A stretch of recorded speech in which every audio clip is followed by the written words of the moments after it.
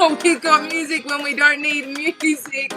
Let's just put a stop to that. Here we go. It's IQ session number 86. Matt, would you like to say good evening in Italian? Buonasera. No.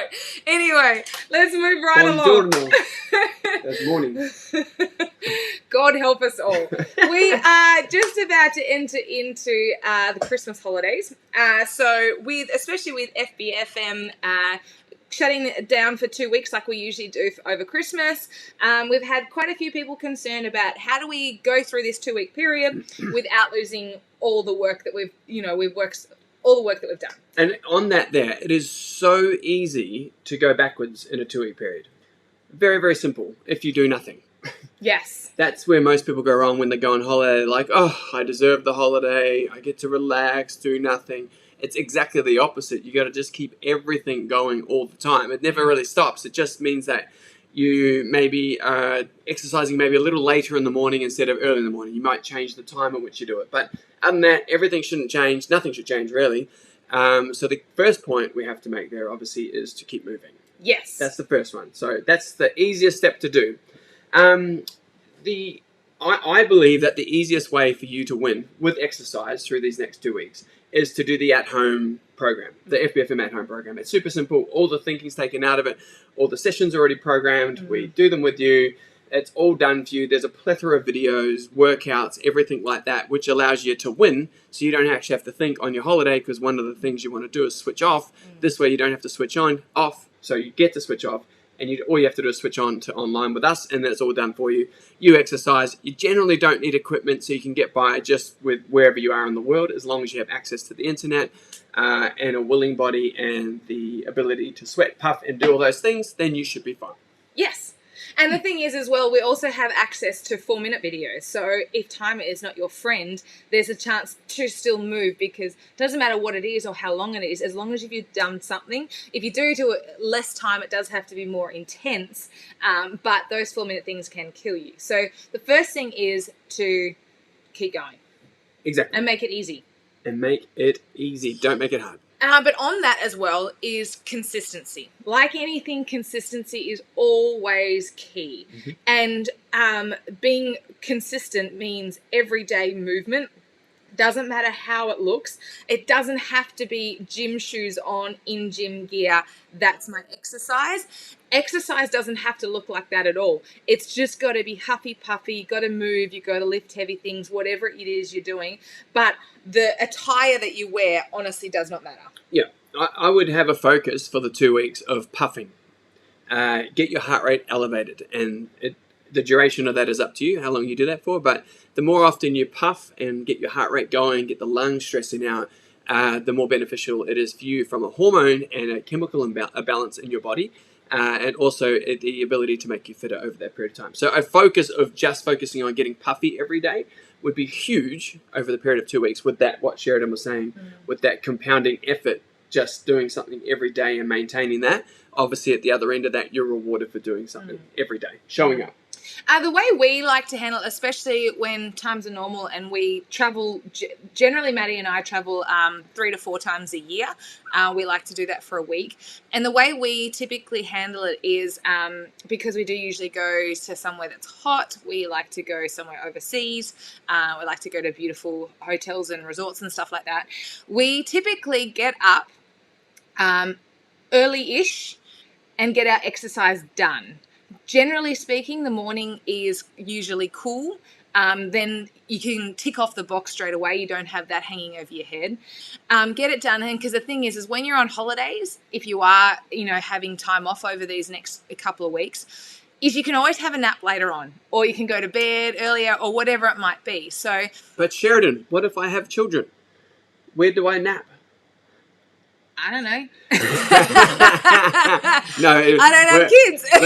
The reality is that when you do have kids, the challenge is the child or children trying to entertain them over the holiday period. The best part for us is over the last 2 years, we've learned how to deal with kids and people in our lives more often than we used to. So these next 2 weeks should actually be not a change of environment for you, of anything. It's just going to be normal, consistently compounding it. So what you'll do is you'll use the time to exercise early in the morning, because typically a child will want to sleep in as well because they don't have to get up and go to school, so they will sleep in a little bit later. So it allows you to get up and do those things earlier and exercise early, which is why we're saying do it in the morning, because if you wait to the end of the day, typically the day gets in the way.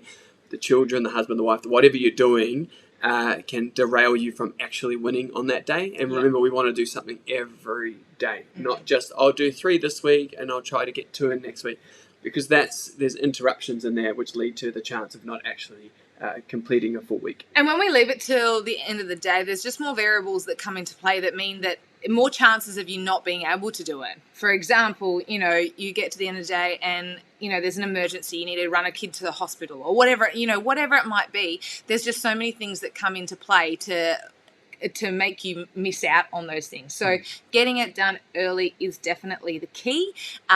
And making sure you get it done every day.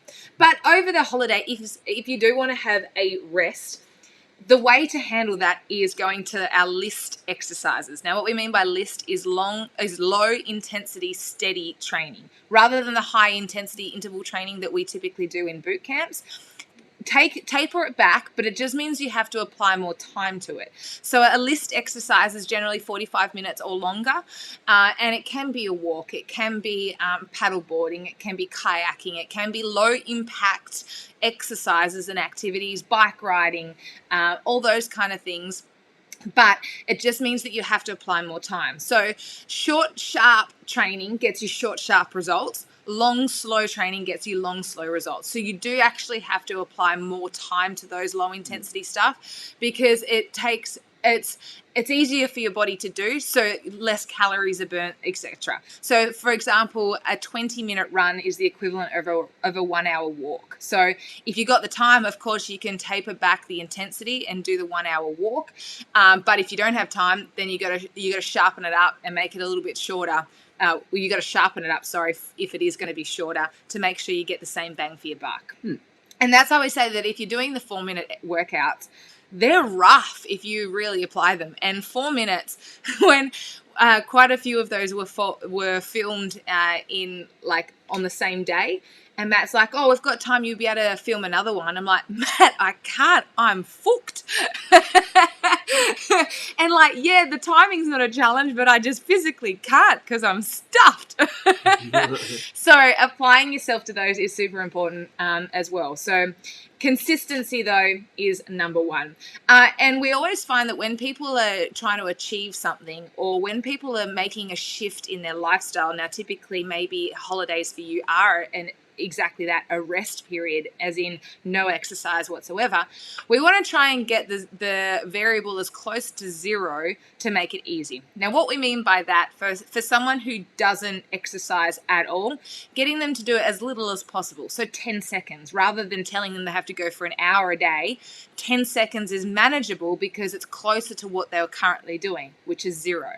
Now, for you, if you're typically someone that doesn't exercise whilst you're on holidays, whether it be going away somewhere or holidaying at home over the Christmas period, if 0 is what you're used to, find something as close to 0, whether it be 10-second bursts throughout the day or 4-minute workouts, even if you spaced a couple of those throughout the day, rather than going, I'm going to commit to an hour and a half walk every day. There's a big shift from 0 to an hour and a half that you're trying to accommodate for. And can it be done? 100% it can be done. Is it likely? No. So this is why we need to set yourself up for success and set yourself up to win, to do those bare ass minimums, and then whatever you do on top is just a bonus. Yeah.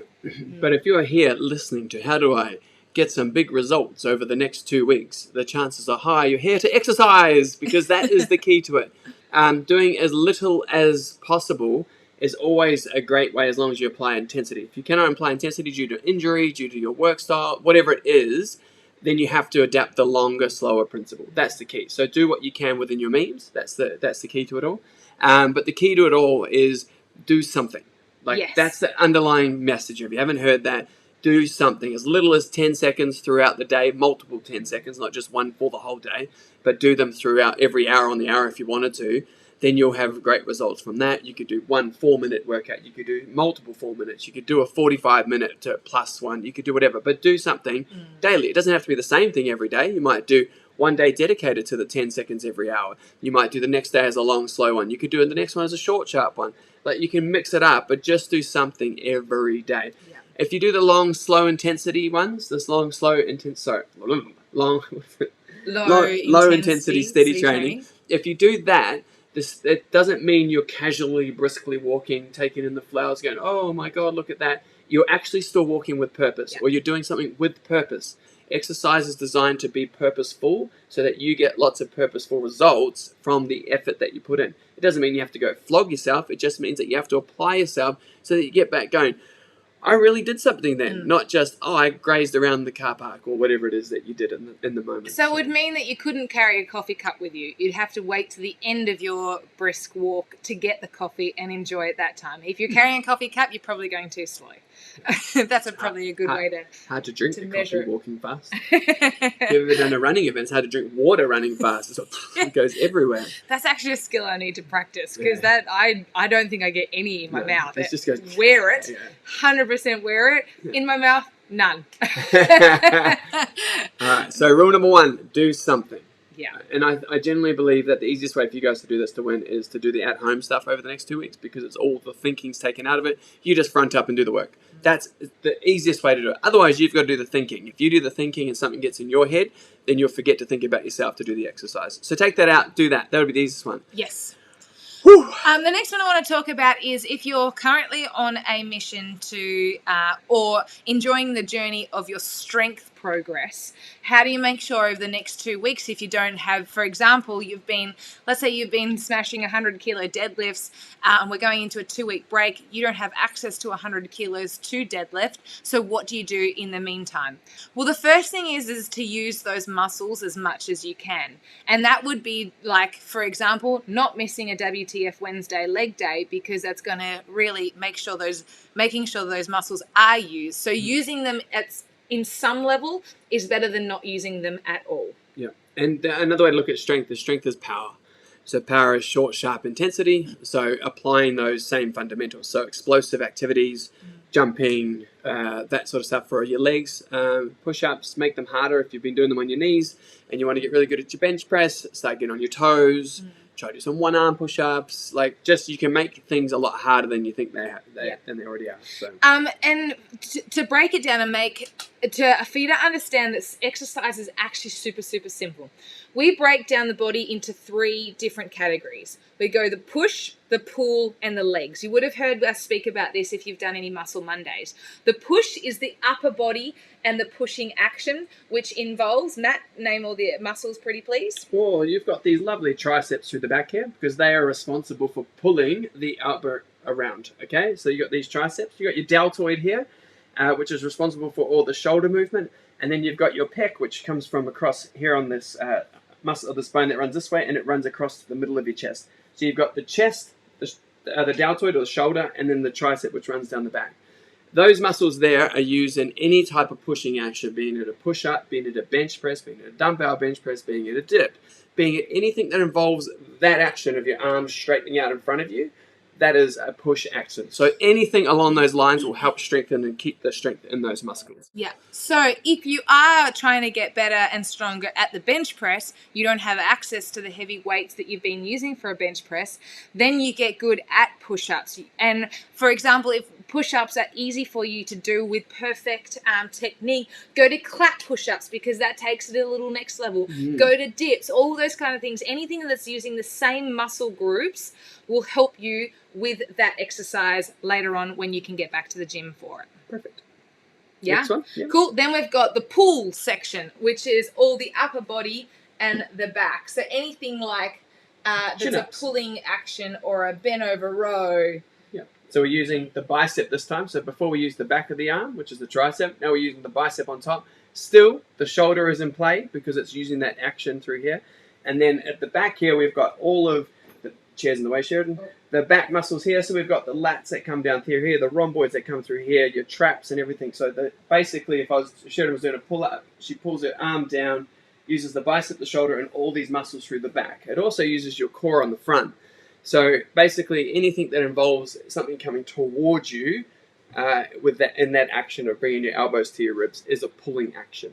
And legs are legs, pretty simple. Squats, deadlifts, lunges, anything that involves the lower body is typically going to be a leg-based exercise. So if you are trying to increase the strength in your legs, using one leg at a time will make anything harder. For example, squatting, just air squatting, so just normal body weight squats should be quite simple, but add in some lunges and nice deep strict lunges, they become a lot harder. Whether you're good at them or not, they do become harder because you're lifting all of your body weight on one leg rather than amongst two. So if you're wanting to increase the strength in your legs, then go to things like lunges and stuff. You don't need as heavy weights. Use children, use books, use backpacks, whatever it is that you can find, but go to the single-limbed version to make it harder again.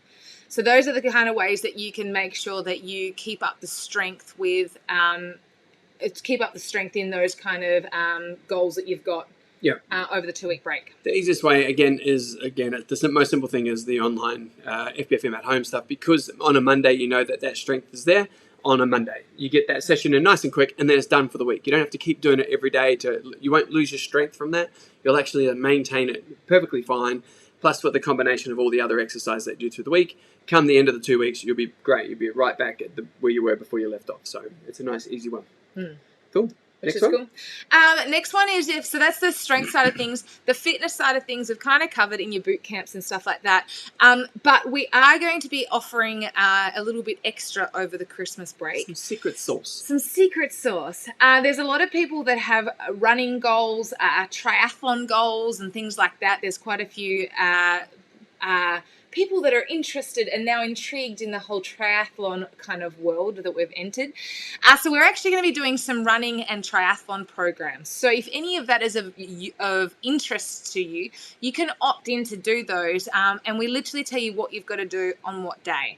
So for example, your Sunday will be your long, slow run day. It's not to go out and try and break any records. It's literally almost like a recovery run. There's lots of reasons why we do the long, slow run on a Sunday. Not just because it's Sunday, but it's a great day to do it. But there's a lot of reasons why we do the long, slow run. And those kind of things. So they're totally an option for you as well if you would like to be a part of that. And we can tailor it to you and to your goals as well. Totally lost my train of thought of where I was going with that. They're tailored programs. So basically what we're saying is that through these next couple of weeks, if you're lacking and you want some variety, something different towards a goal that you have in mind, then reach out, because what we're saying is we've created and we're creating a series of things to help you benefit your sports-related goals that maybe you've got planned for 2022 sometime. Maybe it is to do a triathlon or run a fun event for the first time. Do a cycling, take up cycling, do something. And we've got a plan for you to follow, which you can taper on for these next couple of weeks. Yeah. Nice and simple. Right, the next thing, which is a big one over these next 2 weeks, and we're all guilty of it, and I can tell you right now, it's so easy to do, is nutrition. It's the food, right? So this is the one that kicks everyone in the nuts. It's the one that says you have stuffed up at the end of 2 weeks, generally because you haven't done anything and you've eaten up too much. Pretty instant feedback given there. Like I said, you can go backwards really quickly in 2 weeks if you do nothing. And just eat lots. Sorry, excuse me.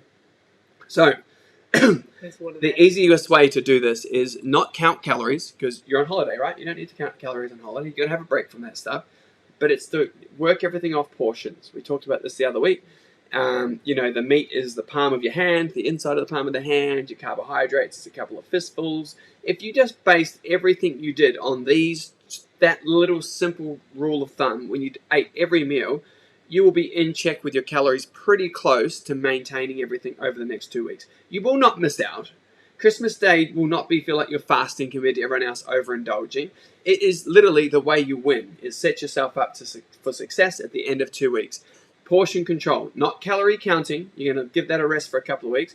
You're going to stick with portion control using your hands. Super simple. You can go out and enjoy dinner with people. You can go out and you don't have to stress about things. If the plate comes out and it's massive, this is the only thing you have to do to win, is to be disciplined enough to not eat the whole plate because someone gave it to you.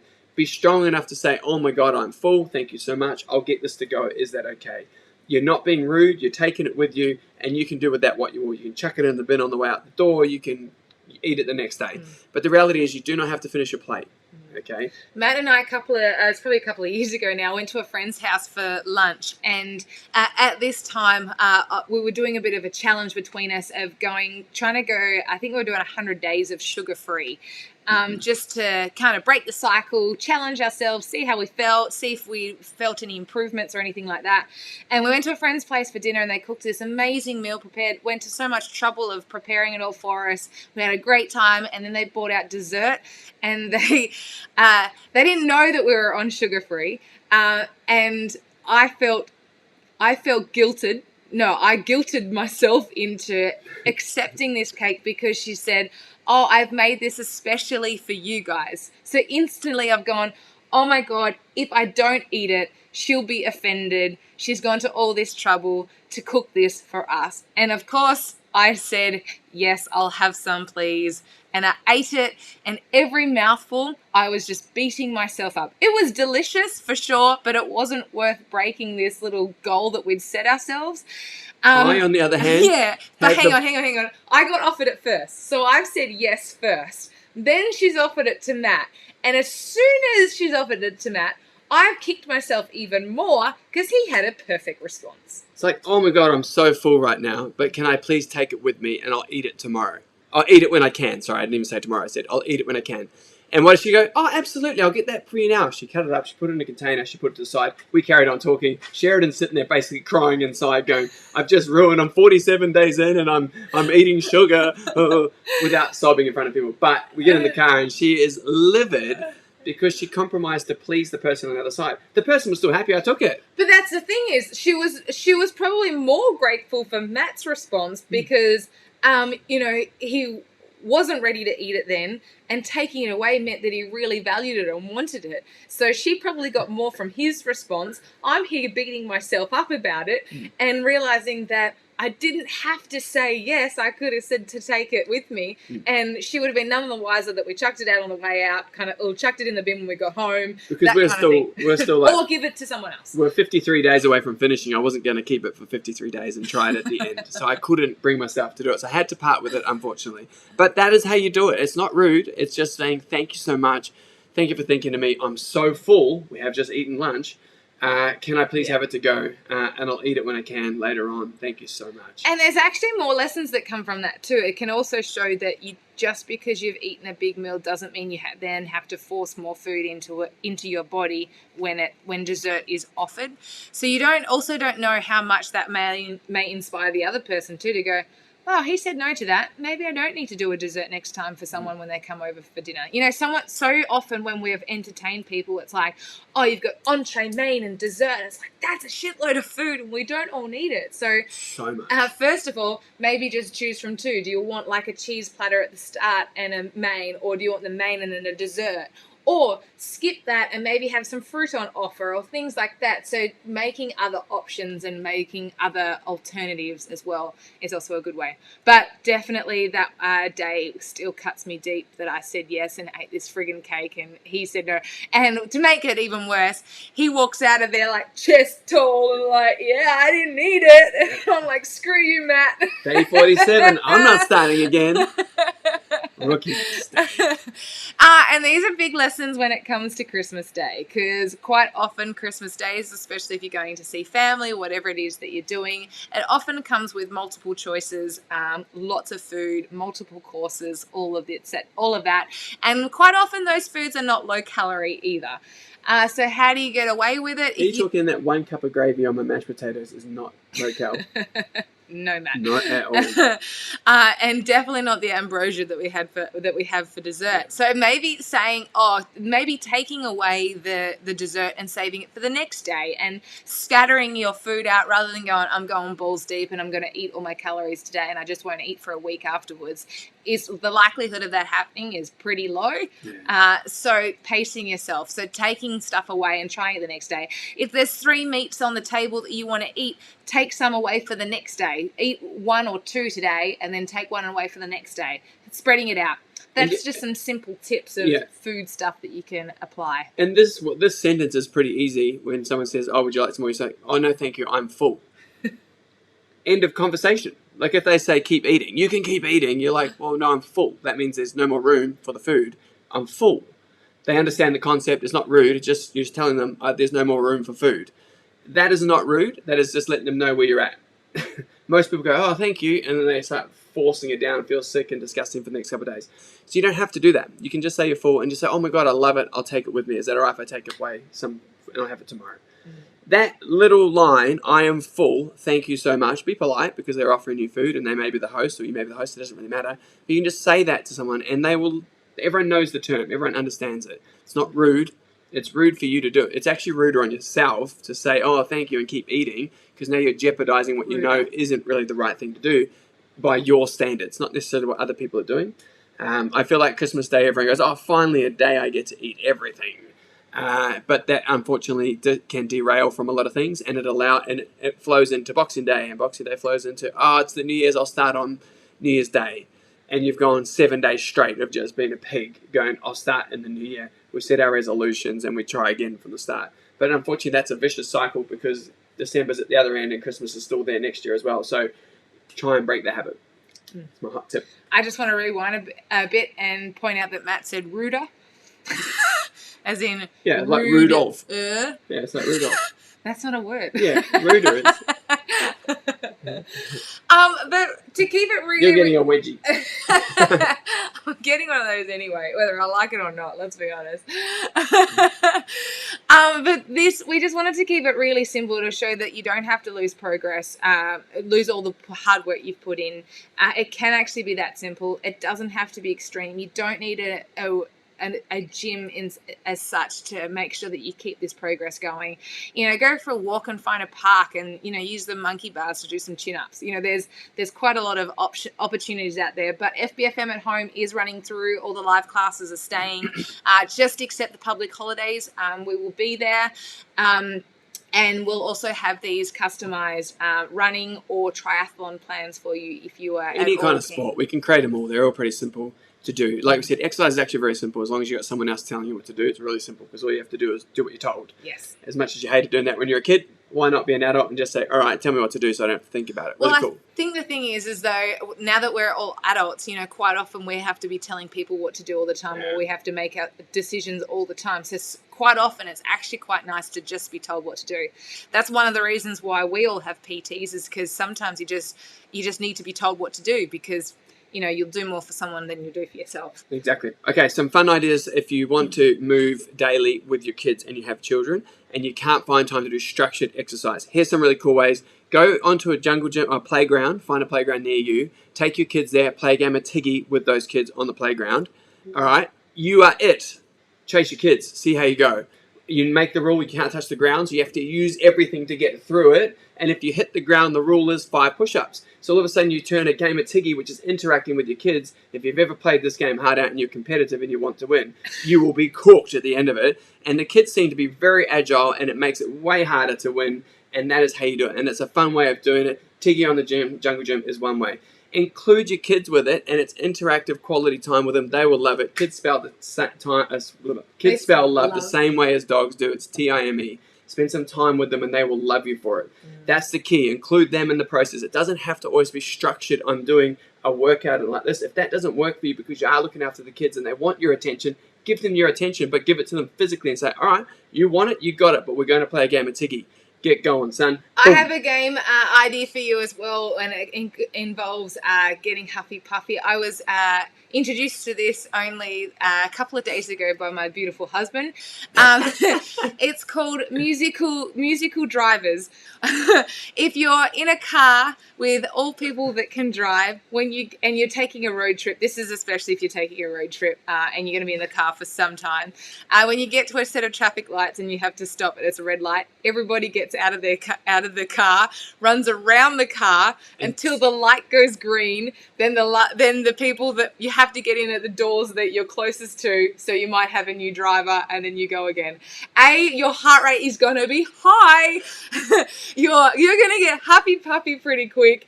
Adrenals will be firing, and I'm sure there'll be lots of laughter. You may get a few abusive honks. We don't take responsibility for that, but I promise you it will go in the memory bank forever. Keeping with the road trip theme, really simple. Again, making a long car ride when you stop to get fuel or stop to have a rest or something like that.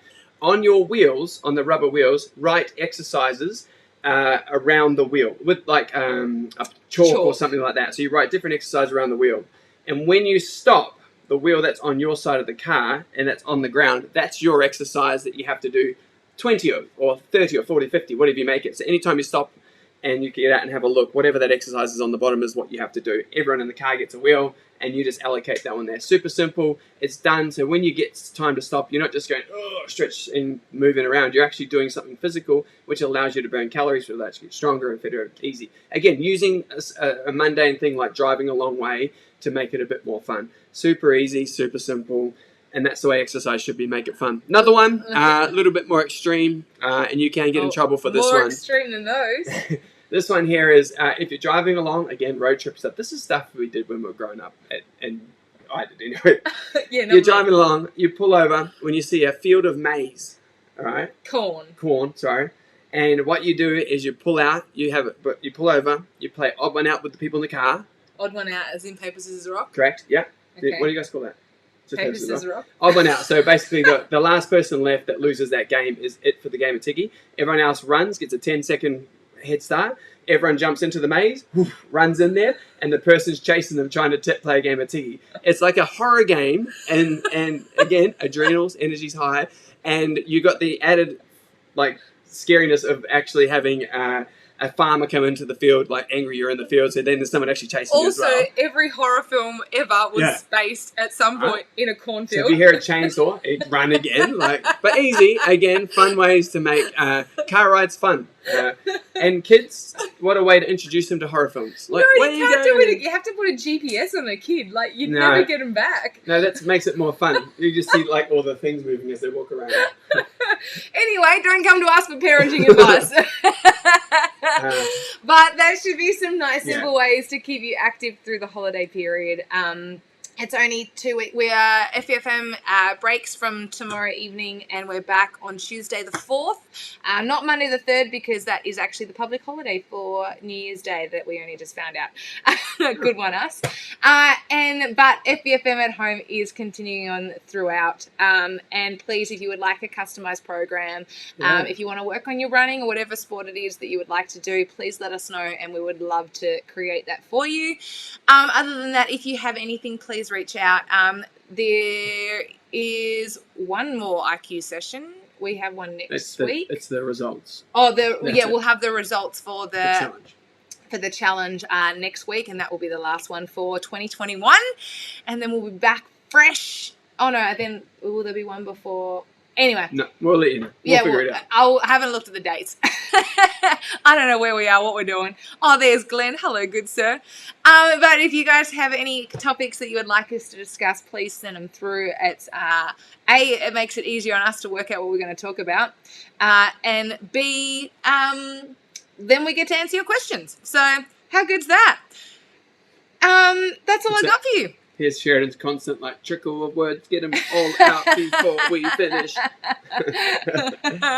it up, my wifey. Okay, cool. Well, hello, Enza. Hello, Erin. Hello, beautiful people. We love you guys, and thank you guys so much for joining us. We do love you, and we will see you. Have you had a haircut, Glenn?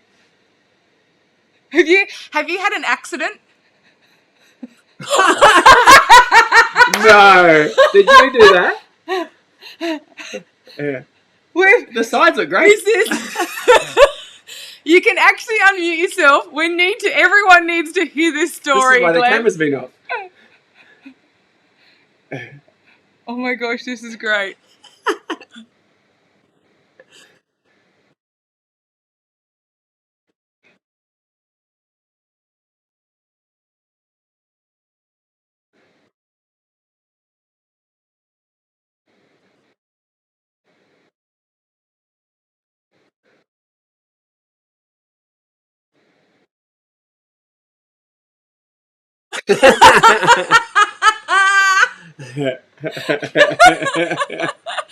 Looks good, mate. It looks great. Looks great. You run with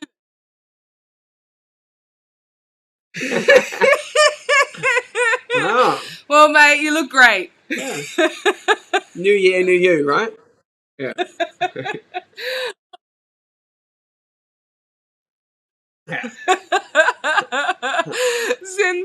sensational. Well, we're incredibly impressed, mate, and don't you tell anyone any different.